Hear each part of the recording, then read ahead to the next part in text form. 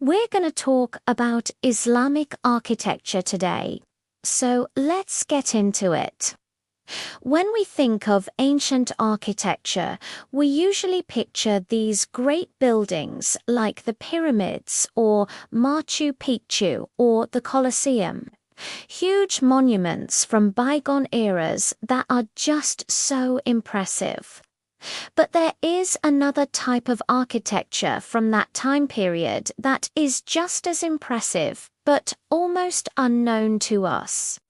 And this is the architecture of Islam, which actually includes 3 different regions: North Africa, the Middle East, and Central Asia.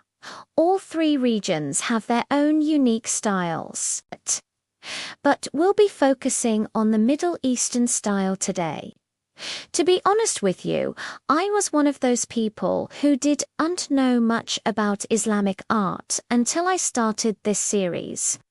And now I'm amazed by how beautiful and creative and intricate the works of Islamic artists are.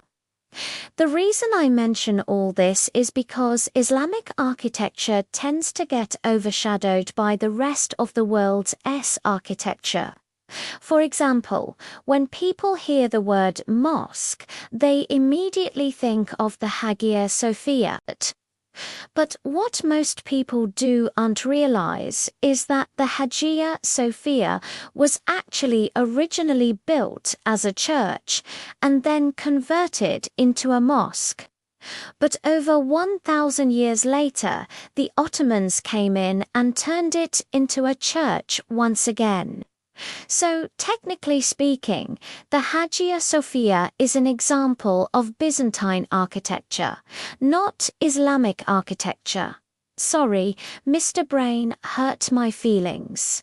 Anyway, the same thing goes for these magnificent palaces like the Alhambra. Many people call them the epitome of Islamic architecture. But it was actually built by the Nasrid dynasty, which was a Muslim dynasty in the Iberian Peninsula, hence why it has its own unique style. In fact, the term Islamic architecture is kind of misleading because there isn't one style that encompasses the entire religion. Instead, we have several different styles that appeared in different parts of the world. Some historians even say that there are as many styles of Islamic architecture as there are regions in which Islam spread to.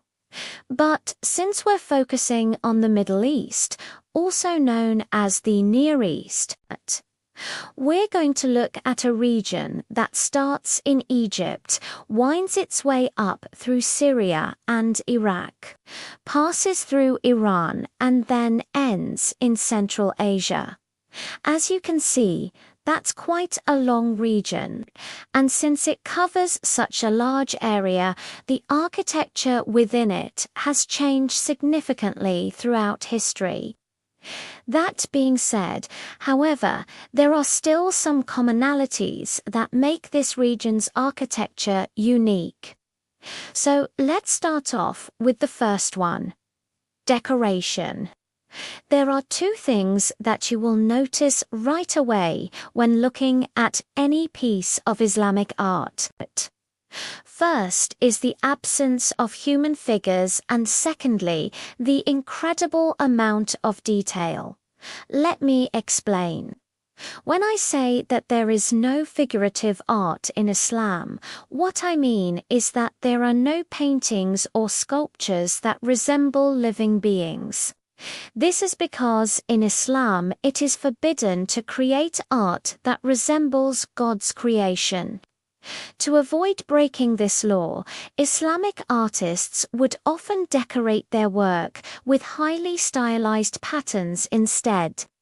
This is the second characteristic you'll notice when looking at Islamic art. The pattern, as you can see. These patterns were incredibly popular, and they reused everywhere from mosques to palaces to everyday objects like plates and bowls.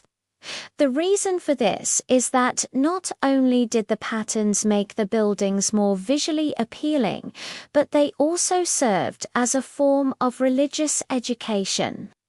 If you look closely at the patterns, you'll notice that they're full of Islamic symbols.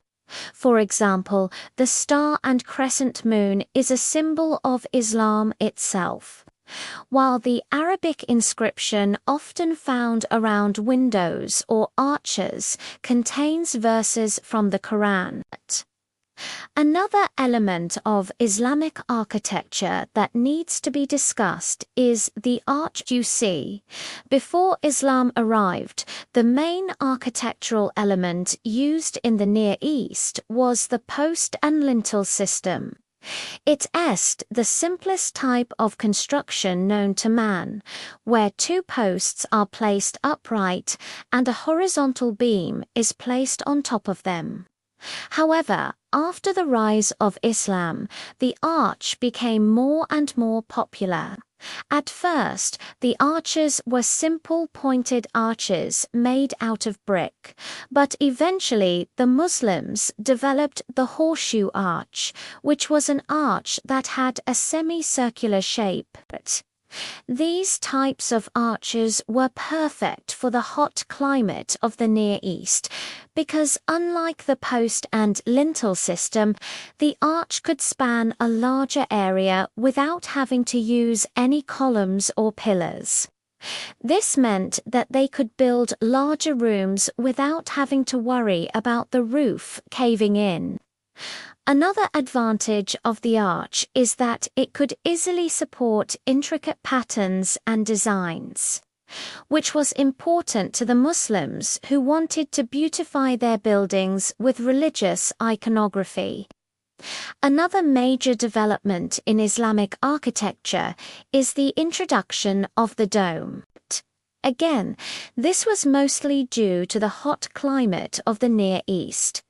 See, the dome was able to cover larger areas than the traditional flat roof, but still allowed for natural light to pass through. Not only that, but the dome was the perfect opportunity for Islamic artists to display their skills. Look at the Hagia Sophia, for example. The dome is covered in gorgeous blue tiles that contain intricate golden patterns. It's safe to say that if the Hagia Sophia was built during the height of Islamic rule, it would be an entirely different building. But despite the similarities, Islamic architecture changed drastically depending on the region. For example, the further east you went, the more geometric patterns you'd see in the architecture. On the other hand, the further west you went, the more floral patterns you'd see. Eventually, the two styles met in the middle and combined to create something completely new. And this happened in Persia, or what we call Iran today. If you ever get the chance to visit Isfahan, I highly recommend that you go to the Sheikh Lotfollow Mosque. This is because this single mosque showcases almost 1,000 years of Persian architecture. It has everything from geometric arches to floral patterns, from horseshoe arches to onion domes. And the reason this mosque has so many different elements is because it was built during a time when Persia was at the height of its power. In fact, Isfahan was once called the half of the world because it was such a prosperous city. And speaking of prosperity, another thing that really needs to be mentioned is the gardens of Islamic architecture. Islamic gardens are truly a sight to behold. They're filled with flowers, trees, fountains, pools, and walking paths. But beyond just being pretty, they also had a deeper meaning. See, in Islam, water is a symbol of life. So, by including so much of it in their gardens, the Muslims were emphasizing the importance of life on earth. Not only that, but the gardens were also a metaphor for paradise, or what the Muslims call Jannah. In fact, the first thing you'll see when you enter Jannah is its beautiful gardens. So, by creating these gardens in their own cities, the Muslims were kind of recreating paradise on earth. Finally, we need to talk about one last element of Islamic architecture before we wrap this video up.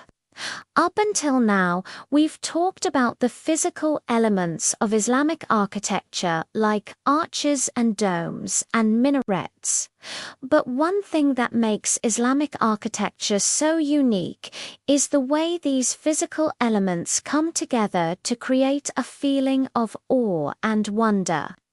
If you've ever been to a mosque, then you know exactly what I'm talking about.